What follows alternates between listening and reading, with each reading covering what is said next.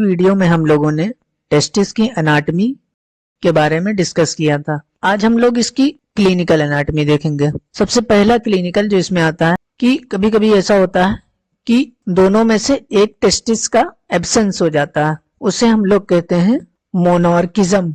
और अगर दोनों टेस्टिस एब्सेंट होती हैं तो उन्हें हम लोग कहते हैं एनॉर्किज्म। अगर टेस्टिस जो है एब्डोमेन से स्क्रोटम में नहीं पहुंचती हैं, उस कंडीशन को हम लोग क्रिप्टोर्किडिज्म कहते हैं। इस कंडीशन में क्या होता है, जो टेस्टिस हमारी होती है या तो वो लंबर रीजन में रह जाती है, या इलियाक रीजन में रह जाती है, या इंग्वाइनल रीजन में और स्क्रोटल के अपर रीजन में रह जाती है। तो जो अनडिसेंडेड टेस्टिस होती है उसके कुछ फीचर्स यहाँ पर बताए गए हैं। टेस्टिस होती है वो बर्थ के बाद कंप्लीटली डिसेंड हो जाती है, और अगर ये टेस्टिस डिसेंड नहीं होती है यानी स्क्रोटम में अगर नहीं आती है तो हमारे शरीर में स्पर्मेटोजेनेसिस नहीं होता है, क्योंकि स्पर्मेटोजेनेसिस को हमारे नॉर्मल बॉडी टेम्परेचर से 3 से 4 डिग्री सेल्सियस टेम्परेचर कम चाहिए होता है, इसलिए इसे बॉडी के बाहर स्क्रोटम में भेजा जाता है। अगर क्रिप्टोर्किडिज्म है तो उसमें मैलिग्नेंट ट्यूमर होने के चांस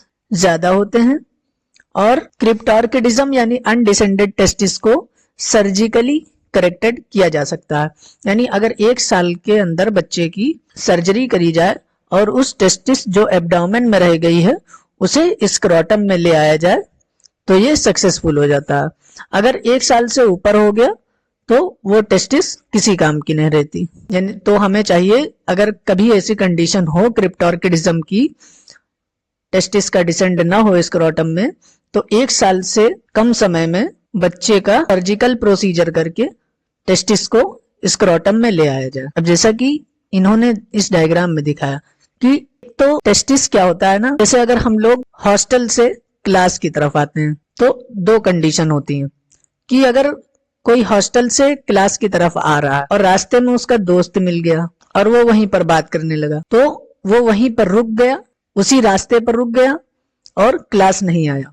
तो जो टेस्टिस हमारी है एब्डोमेन से अगर अपने पैसेज में ही रुक गई, यानी या तो इलियक फोसा में रह गई, या इंग्वाइनल कैनाल के अपर पार्ट में रह गई, या फिर स्क्रोटल रीजन के अपर पार्ट में रुक गई, तो ये अनडिसेंड टेस्टिस है जो कि अपनी पाथवे में रुक गई और स्क्रोटम में नहीं आ पाई। दूसरी कंडीशन क्या होती है कि अगर कोई हॉस्टल से क्लास की तरफ आ रहा है और रास्ते में उसका दोस्त मिला और वो उसे कहीं और लेके चला गया, चाय पीने या सिगरेट पीने, तो इस कंडीशन में क्या होता है कि एक्टोपिक टेस्टिस हो जाती है। यानी टेस्टिस अपने पाथवे में नहीं है, वो दूसरी जगह चली जाती है। जिस जगह उसे आना होता है उस जगह को छोड़कर वो दूसरी जगह चली जाती है। तो इसमें क्या दिखाया गया है कि एक्टोपिक टेस्टिस की पोजीशन दिखाई गई है, या तो वो एब्डोमेन में रह गई, फिर या तो प्यूबिक सिम्फाइसिस के सामने आ गई, या पेनिस के अंदर चली गई, या फिर पेरिनियल रीजन में आ गई, या फिर वो टेस्टिस जो है फीमोरल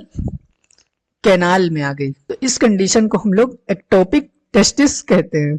एक्टोपिक टेस्टिस वही चीज है कि जब टेस्टिस हमारी कोई एबनॉर्मल पोजीशन को ऑक्यूपाई कर ले डेविएशन की वजह से, यानी अपने नॉर्मल रूट में डिसेंड ना होकर के दूसरी जगह चली जाए। तो जो हमारी एक्टोपिक टेस्टिस होती है वो स्किन के नीचे भी जा सकती है, लोअर पार्ट ऑफ एब्डोमेन में, फ्रंट ऑफ थाई के स्किन के नीचे जा सकती है, फीमोरल कैनाल में जा सकती है, पेनिस के स्किन वाले रीजन में आ सकती है, और स्क्रोटम के बिहाइंड जो पेरिनियम है उसमें भी जा सकती है। तो ये एक्टोपिक टेस्टिस वो हुई कि जैसे कोई अपने हॉस्टल से निकला और रास्ते में उसका दोस्त मिला और वो उसे कहीं घुमाने के लिए लेके चला गया, तो ये एक्टोपिक टेस्टिस है।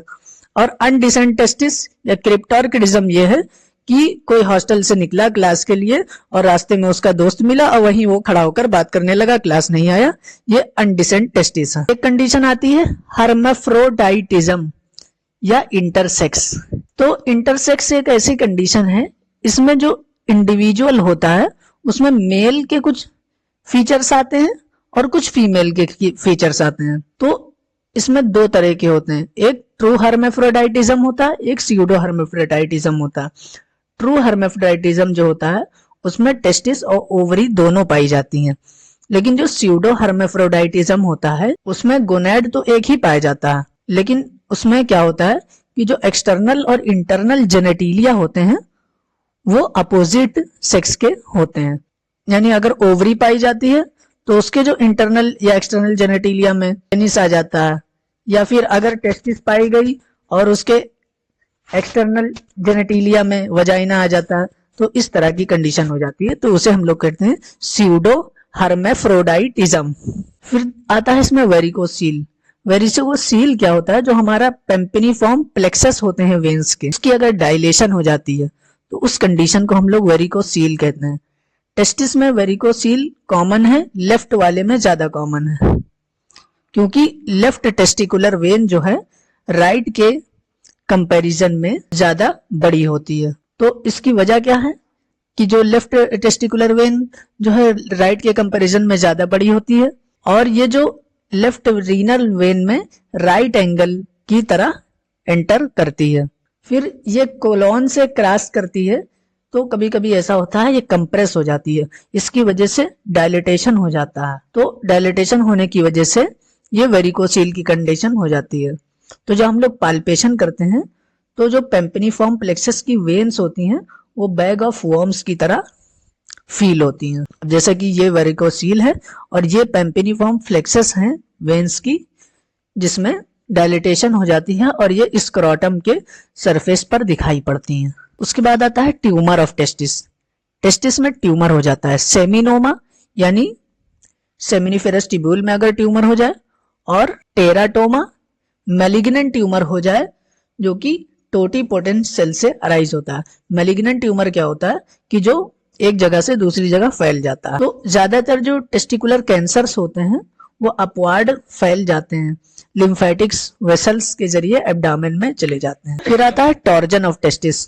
टॉर्जन ऑफ टेस्टिस एक एबनॉर्मल रोटेशन है टेस्टिस की, जो कि स्पर्मेटिक कॉर्ड के अलोंग होता है स्क्रोटम में, यानी स्क्रोटम के अंदर स्पर्मेटिक कॉर्ड जो है उसका टॉर्जन हो जाता है, और इसमें टेस्टिस जो होती है हमारी वो एबनॉर्मली रोटेट हो जाती है। इस कंडीशन में क्या होता है, बहुत सीवियर पेन होती है, और ये ज्यादातर उन लोगों में होता है, या तो एडल्ट में होता है, यंग एडल्ट में, और बहुत एक्टिव रहने वाले बच्चों के अंदर ये चीज होती है। फिर आता है हाइड्रोसील। हाइड्रोसील क्या है, जो हमारा वजाइनल सैक होता है। हमने वजाइनल सैक क्या पढ़ा था कि जो ट्यूनिका वजाइनालिस होती है उसकी एक विसरल लेयर होती है और एक पैराइटल लेयर होती है। तो जो उस विसरल लेयर और पैराइटल लेयर होती है प्रोसेस वजाइनालिस की, उसके बीच में वजाइनल सैक पाया जाता है। वजाइनल सैक में जो हमारा फ्लूइड का एक्यूमुलेशन हो जाता है, उस कंडीशन को हम लोग हाइड्रोसील कहते हैं। हाइड्रोसील जो है ये हमारी वजाइनल हो सकती है, इन्फेंटाइल हो सकती है, कंजेनाइटल हो सकती है, और एनसिस्टेड हो सकती है। अब जैसा कि इन्होंने यहाँ पर डायग्राम में दिखाया कि ये हमारी हाइड्रोसील है और ये हमारी वजाइनल हाइड्रोसील है, जो कि वजाइनल सैक में फ्लूइड का एक्यूमुलेशन है। इन्फेंटाइल हाइड्रोसील है जिसमें स्पर्मेटिक कॉर्ड तक पूरा एक्यूमुलेशन हुआ। दूसरा जो है कंजेनाइटल है, और ये चौथी जो है ये हमारी इनसिस्टेड हाइड्रोसील की पिक्चर है। तो हाइड्रोसील जब होती है तो उसकी टेपिंग कैसे करते हैं। टेपिंग ऑफ हाइड्रोसील एक प्रोसीजर है जो कि एक्सेसिव फ्लूइड को रिमूव करने में किया जाता है ट्यूनिका वजाइनालिस में। जो ट्यूनिका वजाइनालिस की लेयर होती है उसमें जो एक्सेसिव फ्लूइड भरा होता है उसको रिमूव करने के लिए टेपिंग करी जाती है हाइड्रोसील पर। तो कौन कौन सी लेयर हैं जिनमें पेनिट्रेशन करी जाती है। सबसे पहले स्किन में, उसके बाद डार्टोस मसल और जो मेम्ब्रेनस लेयर होती है सुपरफिशियल फेशिया की, फिर एक्सटर्नल स्पर्मेटिक फेशिया, क्रीमास्ट्रिक मसल और उसकी फेशिया, इंटरनल स्पर्मेटिक फेशिया, और parietal layer of tunica vaginalis. यानी ये जो लेयर्स होती हैं हम आउटवर्ड से इनवर्ड ऐसे ऐसे जाते हैं और हाइड्रोसील की टेपरिंग करते हैं। अब आता है एपिडिडाइमिस। एपिडिडाइमिस क्या है, ये एक ऑर्गन है जो कि हाईली क्वाइल्ड ट्यूब की तरह होता है। ये स्पर्मेटोजोआ के रिजर्वायर की तरह एक्ट करता है, यानी ये स्पर्म का स्टोरेज का काम करता है।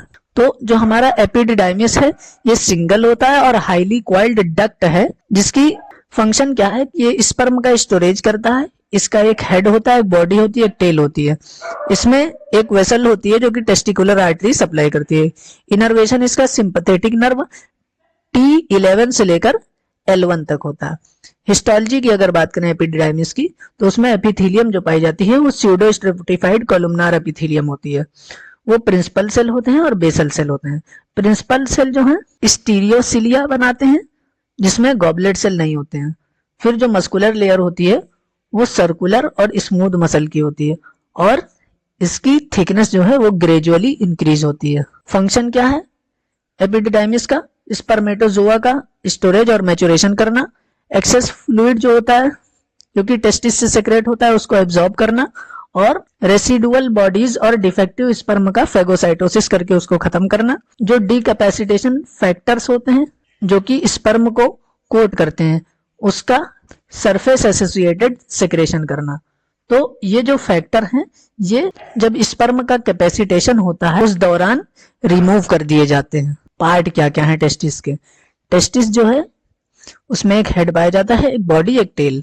तो हेड जो होता है वो इनलार्ज होता है, अपर पार्ट है जो कि अपर पोल ऑफ द टेस्टिस के साथ कनेक्ट होता है इफरेंट डक्ट्यूल के थ्रू। ये हाईली क्वाइल्ड होता है और इफरेंट डक्ट्यूल से बना होता है।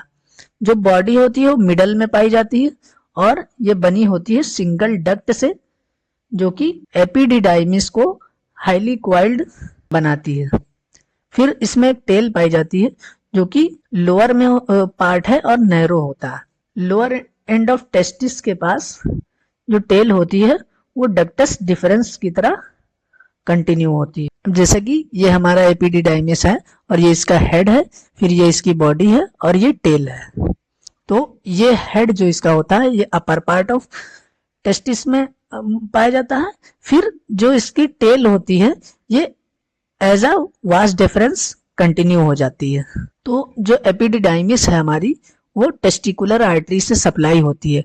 टेस्टिकुलर आर्टरी जो है वो एनास्टमोसिस करती है रेनफोर्सेस ऑफ टीनी आर्टरी से जो कि डक्टस डिफरेंस से निकलती हैं। यानी जो आर्टरी टू डक्टस डिफरेंस है उसके साथ एनास्टमोसिस करती है टेस्टिकुलर आर्टरी और एपिडिडाइमिस को सप्लाई करती है।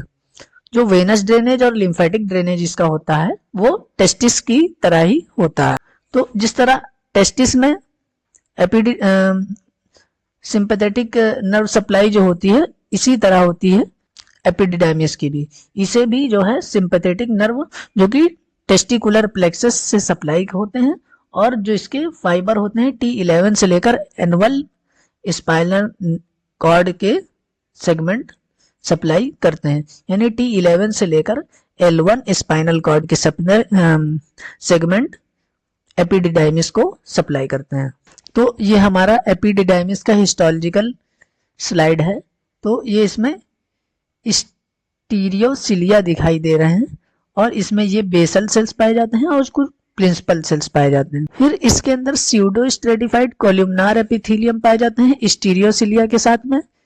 फिर इसमें स्पर्म पाए जाते हैं और स्मूथ मसल पाई जाती हैं। ये जो एपिडिडाइमिस है हमारा ये इसका लॉन्गिट्यूडनल सेक्शन है। ये उसकी हिस्टोलॉजिकल स्लाइड है। उसके बाद इसकी क्लिनिकल एनाटॉमी क्या है कि जो एपिडिडाइमिस है उसमें इन्फ्लेमेशन हो जाती है। तो इसका जो मेन कॉज होता है वो ट्यूबरकुलोसिस होता है या फाइलेरियासिस और गोनोकोकल या अदर पायरोजेनिक इन्फेक्शन की वजह से इसमें इन्फ्लेमेशन हो जाती है।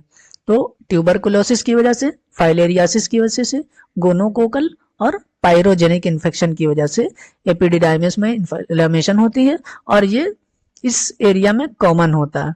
तो ये थी हमारी टेस्टिस और एपिडिडाइमिस की एनाटॉमी और उसका अप्लाइड। अब हम लोग दूसरी वीडियो में नए टॉपिक को लेके आएंगे। Thank you.